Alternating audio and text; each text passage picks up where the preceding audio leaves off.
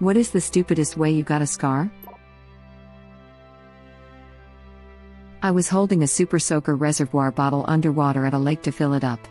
It slipped out of my hand and shot up out of the water, hit me in my lip and split it open all the way through to the other side. Needed stitches inside my mouth and right below my bottom lip. Got a small scar from it. My father fell off his motorbike and went through a bush which contained a barbed wire fence. Tore his mouth up pretty bad. But that's not the story I'm telling. No. My auntie had knee surgery when I was a toddler, and as she was just about able to walk, she came over to visit. Toddler me, being a little crap, decided to go over to her with my plastic mallet and bopped her on her knee. My father laughed so hard that his stitches opened. This is the best story I've ever heard. The headrest of our bed was made of solid wood and had curved edges. It was wide enough for a 2-year-old, me, to sit on, and I used to love sliding off it. Well, one night I sat on it to slide as usual with my legs on either side. My leg on the bed got stuck between the pillows and I fell face first on the floor. Got a cut on my forehead which required 6 to 7 stitches. Someone said that knife is for cutting tape, so it won't cut people, and I checked. This reminded me of working in a dish room at my university. We had a strict no cutting utensils rule for things being sent back to us. They had to be hand washed by their stations. The pizza station sent back their pizza cutters and our dish lead yelled at them. The person from the pizza station said they aren't sharp enough to cut you and proceeded to grab it like he was a claw machine. It cut him on every finger, and we never had to deal with pizza cutters again. For clarity, the reason we had a not cutting utensils rule is they soaked in a tub before we sent them through the machine, and we constantly were having to stick our hands in there. Yeah, I have a scar on my palm from a steak knife that someone put in a bus tub full of soapy water. I had one chef at a place I worked at throw knives halfway across the kitchen into the tub. This happened even when he had to throw it between 2 waitresses. I quit the place soon afterward once I found out the manager was an addict, which is why he let a lot of this type of person work there. Dangerous effing place. Lots of crap went down there while I was there. Edit, man, you people out here being cool chefs and crap, I just clean dishes, man. Though still the cleanest in the kitchen because covered in bleach water constantly. Laughing out loud. The pizza guy sounds like a butthole. As far as I know, that's a general rule in most restaurants for exactly the reason you said. I always thought it was common knowledge not to leave knives in the sink, to the point that I usually will wash them as I go even at home. Dear God, I'm tape. When I was 10, I wanted to cut a coconut with a big machete, and on the first try I hit my thumb. Luckily I didn't hit it too hard, but I have a permanent scarf on my thumb now. Does it not stay warm by itself anymore? He seems happy enough. Edit, to clarify, I'm not up. I'm someone else. Web link. Wholesome. Whole thumb. The heating was cut off by the machete. No lie, I have a small scar on my thumb for the same exact reason. I was using a big knife though, not a machete. Changed the light bulb standing on a glass coffee table. Yep, I fell into the table. I had a light bulb explode in my hand once while I was changing it. I've never actually flown from a table before that day. I also don't change many light bulbs. This happened to me once as well. I now have a case of light bulb PTSD, and every time I change a light bulb I instinctively flinch. Saw it happen to a roommate, and I now wear gloves, plus safety glasses every time. So far so good, but I'll be damned if I risk changing one without PPE. Besides protecting the hands, the gloves prevent finger oils from transferring onto the light bulb itself. I read somewhere that those oils and their heat capacity can cause variant temperature differences on the bulb, etc., leading to higher incidences of breaking. So I don't take chances there either. Life pro tips in the comments. I was sitting on the edge of a coffee table that had a glass insert in the center. Laughed at a joke and rocked backwards and fell through the glass. Ended up with glass in my back and my most ridiculous scar. My mother still has the coffee table and it still doesn't have glass in it. Speechless face. I'm so sorry this happened, but the mental image of this is absolutely hilarious. Guests coming over and trying to set a cup down onto a table with no center. Mom shooting daggers at the child that broke it so many years ago. It's like a Norman Rockwell painting. Kid in the church nursery hit me in the eye with a plastic carrot. It was 40 years ago. I've still got a scar.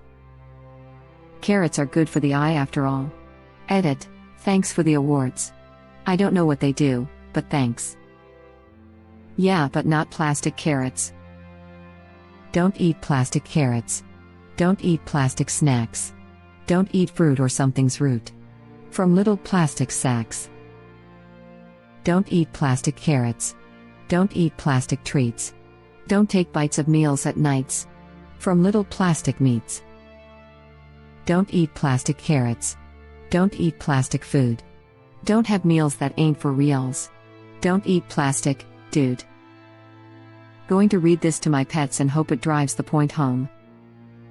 Don't eat plastic, dude. Microplastic particles, hold my beer. Reminds me a lot of my friend that got stabbed in the armpit with a lead pencil. I got stung in the armpit by wasps once. 4 total stings. It hurt to sweat. This was in coastal Virginia in the summer. I'm so sorry. Sincerely, not one of the wasps. I couldn't tie my laces as a kid and liked to walk with my hands in my pockets. This led to me tripping over my laces, no hands to protect, and landing face first onto a stone step, the corner of which went right between my eyes, leaving a small scar where my monobrow grows. Edit, this blew up while I was in bed. Thank you for the awards, kind strangers. I was having a really pants day and this cheered me right up. Monobrow? Not anymore. Well, it's kind of a monobrow. I do tell people it's where the evil Lord Voldemort tried to murder me as an infant. I stuck a hand between the gears of my grandmother's sewing machine while it was running. Ouch. Damn. How many stitches? Careful now, you don't want to start a pun thread. Yeah, we don't need a one of those. I'll be bobbing in and out of this one. So will I. I wonder if we'll ever reach this thread's tail or not. I suppose it depends if people cotton on. I can't remember. No, seriously, I was 14 and the accident took place some 15 years ago. It was a pretty nasty sight though. Yeah, you got them right there. But I only know how to count up to 3. Dripping burning plastic on my hand to see if it would scar. Science. Remember, the difference between science and doing something stupid is if you learn something from it. Edit, lads, I know the actual quote says the difference is writing it down. I'm not quoting properly, just referencing it if that makes sense. This does check just about every box of the scientific method. My foot was itchy, so I used a hunting knife to scratch it. I've done that with the sole of my foot. It didn't scar, but, oh my god, the blood loss from a foot wound is scary. TW for anyone. I can add to that. Almost 2 years ago, I had cuts on my foot because it was the best place to hide them. I later moved to my thighs, but that's beside the point, and I had a utility blade from the garage sitting there. I didn't apply any pressure at all, just moved it across my foot. And boom! Blood squirts everywhere and doesn't stop, even with multiple bandages. I was scared I was going to die that night, but here I am. Anyways, just some therapy because I got to pay for that crap, laughing out loud. Hope you are doing better now. It's funny how tunnel-visioned we can be. Looking back, I see there were people who cared, even if they couldn't help me at all. I had an activity, and people would have missed me. Sometimes itchy feet feel like they need a knife to scratch them though. Next time try a spoon. Once, my dad the same to his back at Boy Scouts, he didn't think anything could go wrong scratching an itch with a knife. Why? Why on God's green effing earth? I was in a cornfield and grabbed a cob of corn to throw at a friend. The leaf from the corn stalk went between my middle and index fingers as I released the throw and sliced the webbing open deep enough that I could see my tendons. That was 25 years ago and I still have the scar. I always laugh at those movies where people run through cornfields like it's tall grass. You get roughed up doing that. Not to mention the cults of children who dwell in them. Probably listening to Korn and Nine Inch Nails. Edit, oh, and Alice in Grains. Why not the Flax Street Boys? Tell me rye. Ain't nothing but a hard bake. Tell me rye. Ain't nothing but a beefsteak, tomato. I never want to see the grain. When little Timmy took a run along the dusty road, he pumped his legs, and once begun, he never stopped or slowed. The little lad was unconcerned that bright and balmy morn, and so it was with joy he turned into a field of corn. How nice it is to see the trees. How neat it is to race. How sweet it is to feel the breeze upon my smiling face.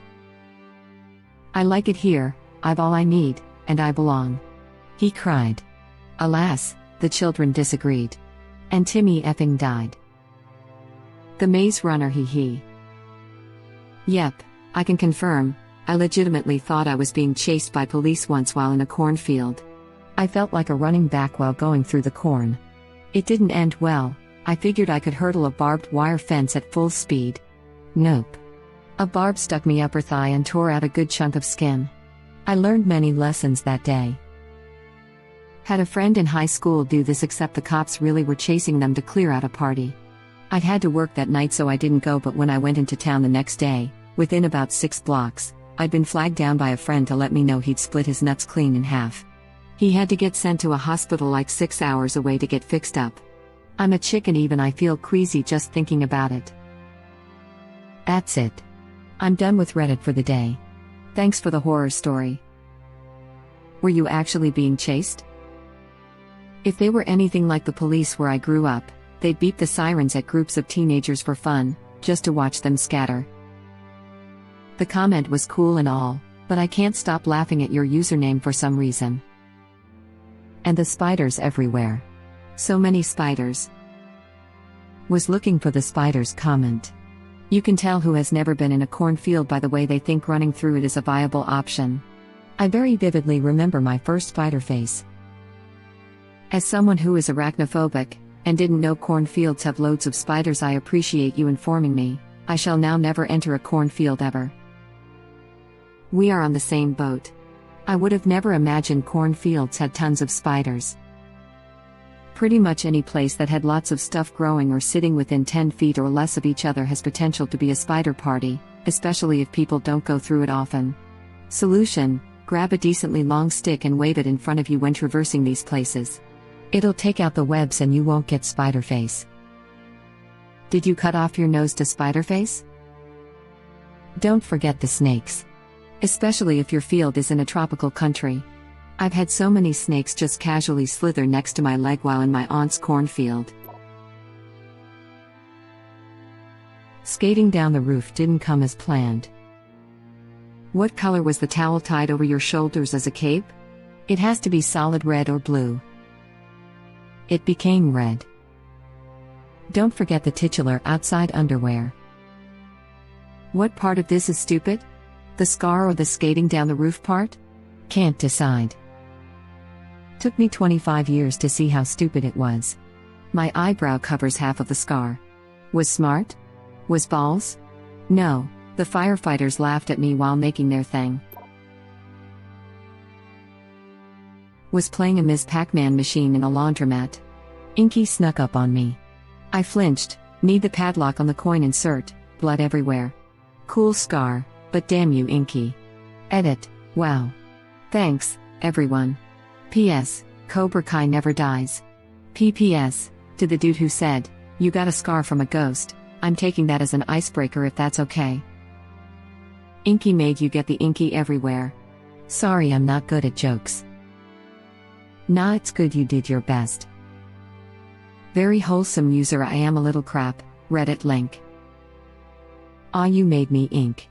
Kid, that's blood. Thank you for watching. Please subscribe to be the first to know about Red Rabbit Reader's new videos. If you like our videos, please like them on YouTube and share them with your friends. We welcome your comments below. Press to start another of our videos.